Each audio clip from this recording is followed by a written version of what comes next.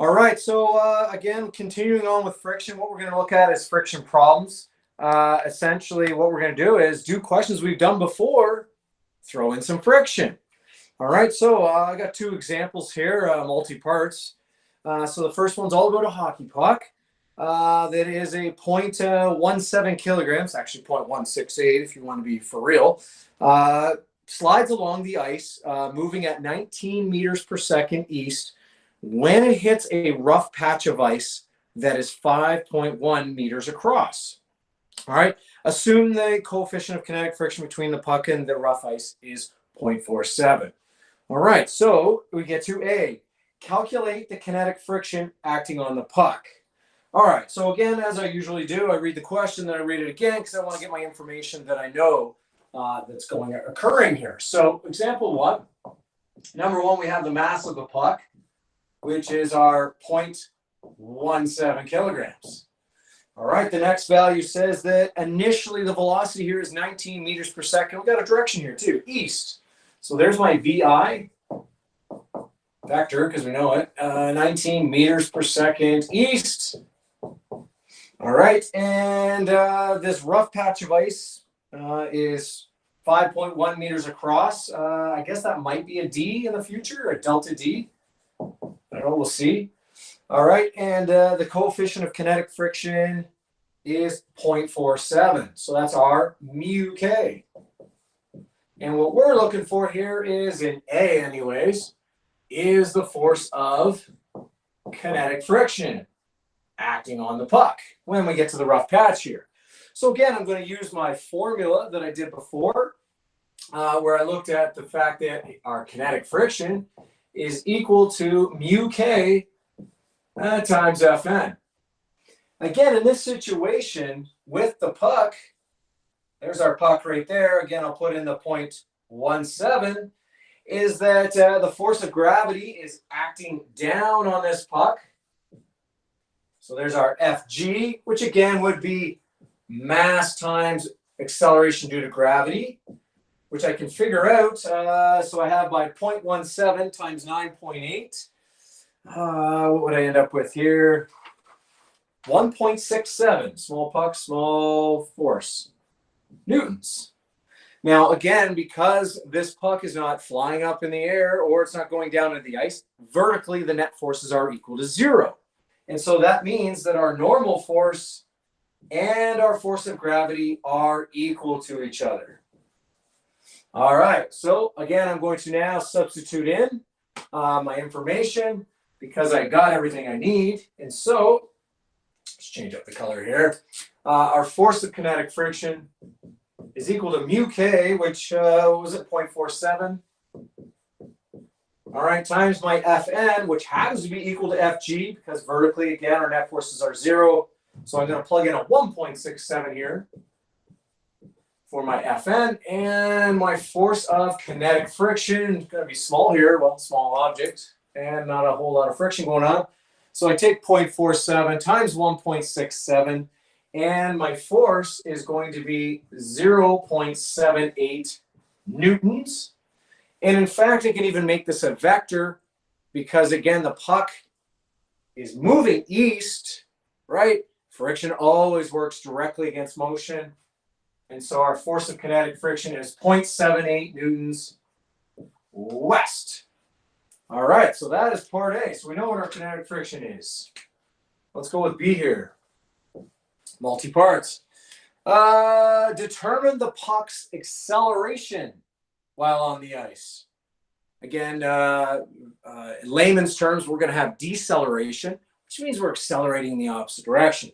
But in this case, what we can do is we can look at Newton's second law, where we have F net is equal to ma. All right, because we do know the mass of the object, of our puck here, is 0.17 kilograms. F net, well, we're talking about horizontally. We have the force of kinetic friction working against the puck. We have nothing pushing it to the east. Whatever happened to it east to make it go 19 meters per second, it's over with. And so my F net, horizontally is equal to Fk.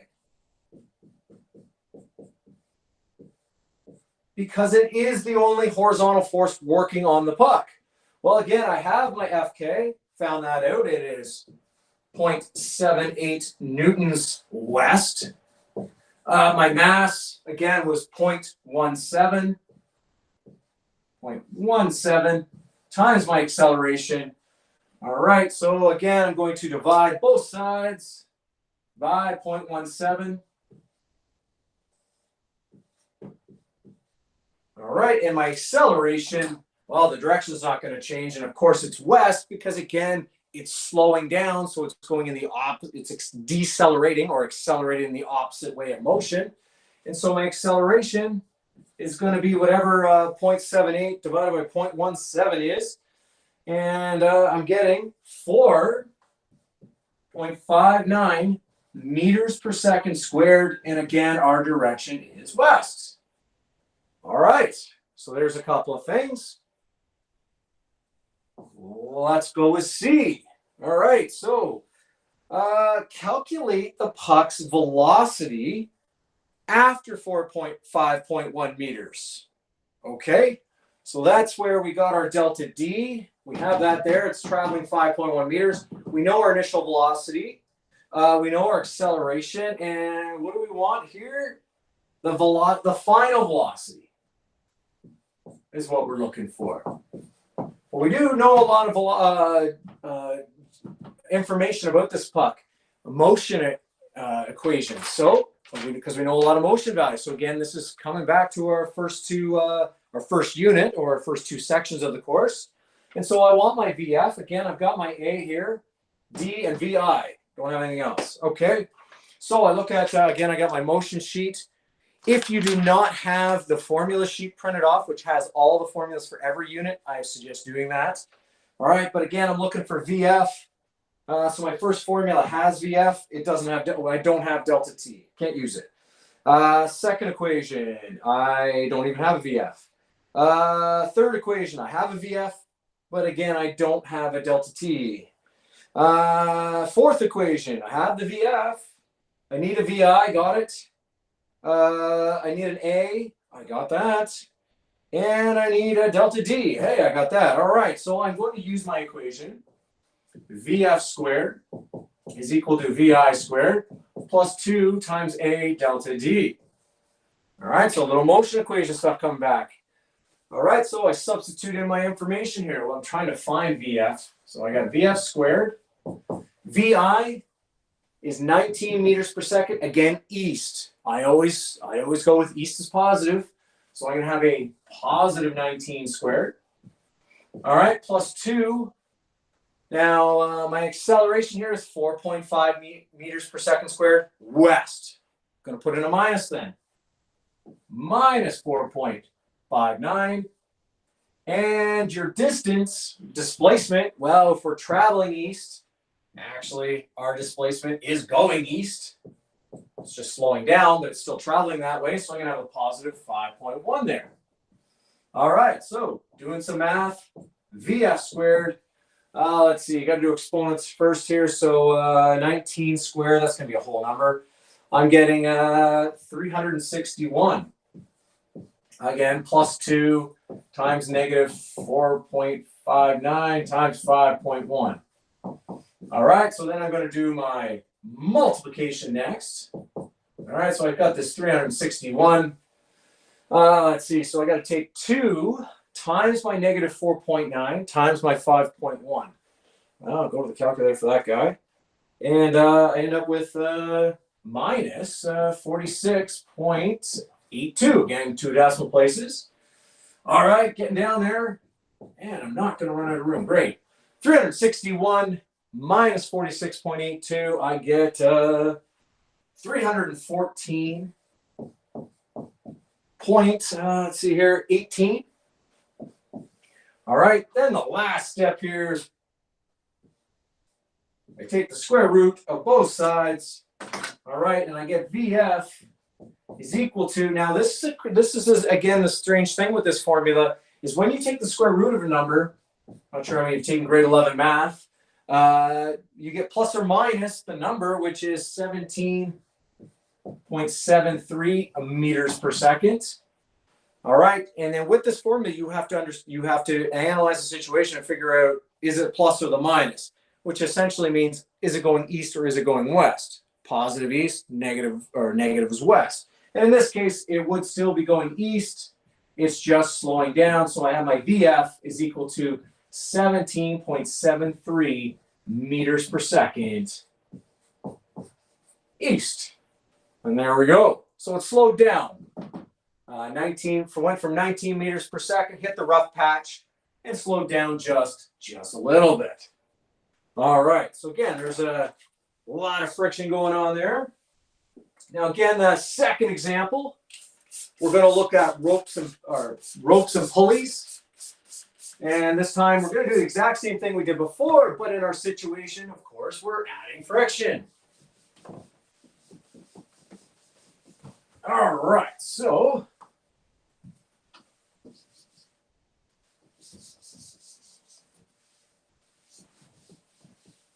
nice and dry. All right, so let's get to the example. All right, so like I said, a rope and pulley situation. So let me get my drawing here in. So here's our desk, right? And I have some pulley here. I have my mass.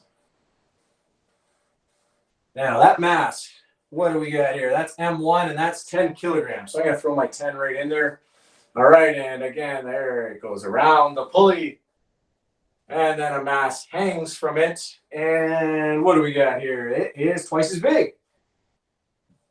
20 kilograms. All right, so there's our situation. So I'm going to read the question here because I just drew the diagram. In the following diagram, M1 is 10 kilograms, 20 is 20 kilograms, and the coefficient of kinetic friction between M1 and the countertop here is 0.25. So I'm going to throw that in here. Mu, just a mu, I guess, or mu K, kinetic friction, is 0.25. It's a bad spot to put that. Equals 0.25. There we go. All right. So find the acceleration and the masses. Find the acceleration of the masses and the tension in the string. So this is something we've done before. All right. So I'm going to come up with, again, 2 equations and 2 unknowns, and then solve them. All right. So again, let's look at my first mass. We have already established that the tension here, that's the force your rope is applying. So it is going to pull that 10 kilogram mass to the right. But now we have some friction working, right? So there's our FK, which of course always goes in the opposite direction of motion. Do we have anything else? No, we do not. All right, what about our second mass? Second mass, it has the tension pulling up. But this mass also has gravity pulling down. So we have Fg is equal to mg. We'll be able to, I can figure that out right now. So let's see here. So Fg, we got is 20 times 9.8. And I get 98 times 2. 196, I want to say. And yeah, it is 196. All right. Okay, so there we go. So there's the force of gravity. Now, what I also have to figure out is my force of kinetic friction, which again I can find out because the formula is Fk is equal to mu k times Fn. But once again, in this diagram, this box is not going into the counter, it's not flying up into the air, and so vertically, our 2 forces are equal. And our 2 forces are the normal force and Fg. All right, so mu k is going to be 0.25. Fn is going to be our mass, which is 10, times g, which is 9.8. And so if I multiply those 3 numbers, because that's our normal force there, we end up with, let's see here, 24.5 newtons. All right. I still haven't got to making my equations up, but I am going to now, because here we go. Now, again, I'm going to call this my first object. Here's my second object. And this is something else, is that our one object is moving to the right. If our top object here moves to the right, this one moves down.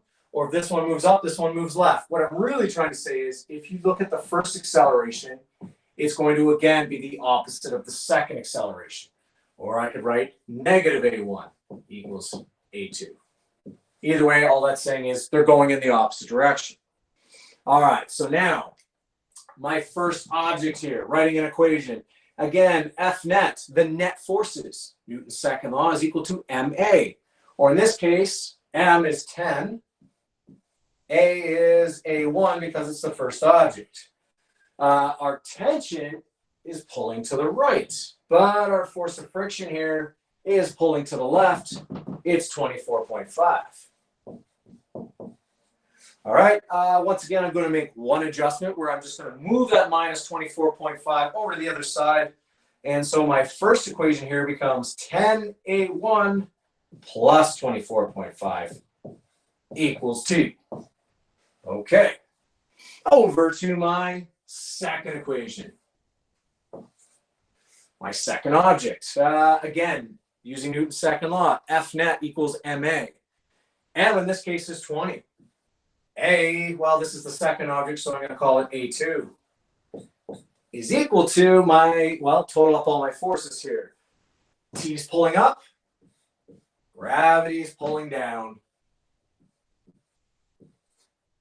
All right, now I'm going to make two adjustments to this formula. The first one is the A2. I'm going to substitute in a negative A1. So instead of 20A2, I'm going to have negative 20A1. All right, now the second adjustment is kind of the same thing I do on the first. I'm going to move that minus 196 to the other side. And so I have minus 20A1 plus 196 is equal to T. All right. Now what I have here, there's my second equation right there, is I have two equations and two unknowns, solving a systems of equations. So there's a little bit of review now. Now the start's a little bit different because we had to throw some friction in there. But essentially what's going to happen is if T equals this and T equals this, then these two guys are equal. So therefore, I've got my 10A1 plus 24.5 equals minus 20A1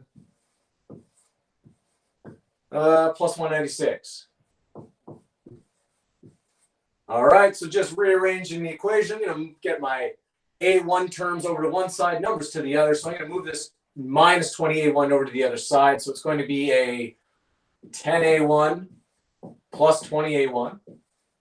So it turns to positive, change sides. I have the 196 over there. All right, and then, but I'm going to bring the 24.5 over, so now it becomes a minus 24.5.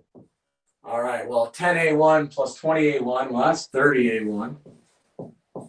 And then 196 minus 24.5. I'm going to say that's 170. Let's see here, do a little bit of math. 171.5. All right, divide both sides by 30. And my A1, hey, it's going to be positive, which, I mean, judging by our diagram, that was going to happen because it's going to move to the right. And I get a value of 5.72 meters per second. Of course, it's going to the right because it's positive. All right, so we've got the acceleration of both objects. This is going to accelerate at 5.72 meters per second down. This one's going to the right. We still want to know the string, the tension in the string. So I can substitute into either one of these formulas. I'm going to substitute into this one because it's, again, all positive numbers. And so therefore, T is equal to, let's see here, 10 times A1. Well, that's 10 times 5.72. Then plus 24.5.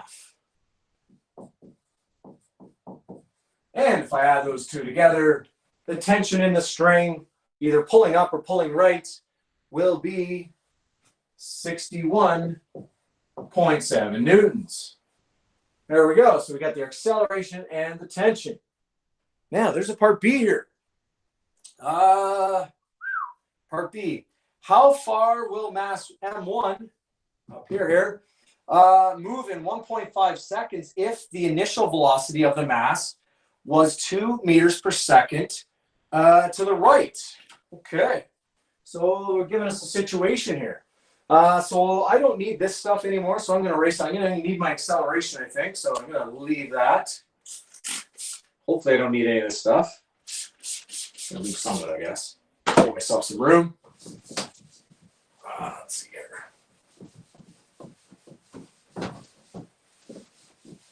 All right, so we're into part B here. So how far will mass M1 move? Okay, so that's a delta D we're looking for here. All right, after 2 seconds, so there's our delta T, which is 1.5 seconds. And the initial velocity is saying that this thing was actually moving 2 meters per second and to the right. And I can't forget that no matter what, because of the interaction between the ropes and the masses, it's accelerating A1. So I better use A1 because I'm talking about mass 1, 5.72 meters per second squared to the right. I have a question. Sure, go ahead. 61.7. Shouldn't that be 81.7? Did I mess that up? Let me see. 10 times 5.72. What did I press? I must have added it twice or something. Yeah, you're right. 81.7. Must have looked at the calculator. Missed the top part. There we go. That's easier to fix. All right. Thanks, Hope. All right. So here's what we got in B. All right. We looking for delta D. We got the T. We got the VI. We got the A. So again, I'm going to my motion equations here. Looking at the first equation, doesn't even have a delta D, so I can't use that. Second equation, we got a delta D. We need a VI. We need a delta T. Got it.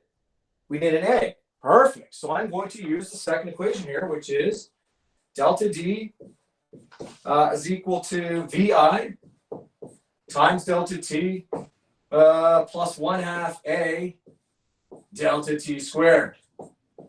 All right. So again, just subbing in my values. And so, delta D is already isolated. Not bad. All right.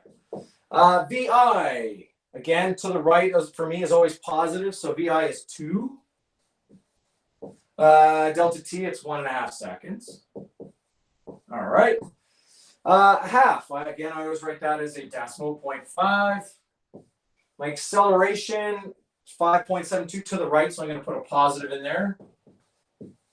And again, delta T, we have 1.5 squared. All right, let's see here. Keep going here. Well, 2 times 1.5, that's just a 3. All right, but I got to follow Bedmus here. So I got to do 1.5 squared, then times 5.72, and then times 1/2. And I'm getting 6.44. Well, I add those two together. It's positive. I'm going to get 9.44. And we're talking about meters. And because, again, it's positive, this thing moved 9.44 meters to the right in 1.5 seconds. This was a very big counter. It's almost 10 meters long. But there again is how we're mixing up. We're adding fraction to forces questions. And we're also bringing in the motion equations that we dealt with before. All right, so